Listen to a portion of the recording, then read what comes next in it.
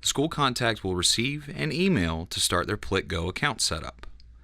They will select the Accept Invitation hyperlink in the email. This will bring the user to the Plic Go sign-in page and will ask for the user to create a password. The user will also need to agree with the photo-linked software and license agreement to complete the user sign-up. Now we'll be taken to the Plic.io dashboard and select the Plic Go application option. Then the user will sign into the Plic Go website with their email address and newly created password. Once logged in, the school user will be able to access their school portraits for editing data and export purposes currently. In the near future, printing of physical items such as ID cards, cumulative record prints, certificates, student directories, and other printed items. Plic Go can be utilized to edit and update individual image data. Once in the school dashboard, the user will see the option for subject. Select that to view the student's image. We can then select an individual record to modify the individual student data.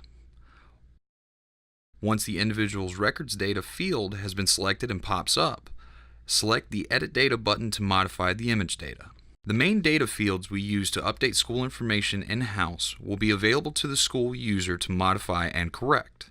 If there are any inaccuracies or updates that the school needs to make to their data, Plic Go will enable the user to change the data on their end before creating any inaccurate exports.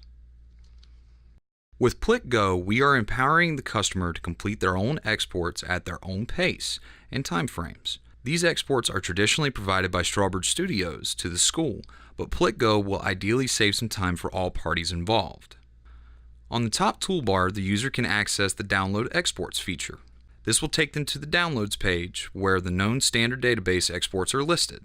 These exports are formatted to work with specific pre-purchased third-party softwares and will be utilized by all schools to help complete their on-site databases. Once the desired standard export is selected, the user will be brought to the Export Configuration page before exporting. Plic Go is already looking for duplicate image data based on pre-built-in criteria. This information can be modified pre-export. Once duplicates have been verified and updated, the export can be started. The export will take time to complete, but the user can navigate the website while the export continues processing. The export will end up in a queue and will be available for download via the Download tab. Once complete, the user can download the export from a listing of all exports that have been generated out of Plic Go. The export is given an exact timestamp for record keeping and tracking purposes. The user can then download and review the export on their CPU.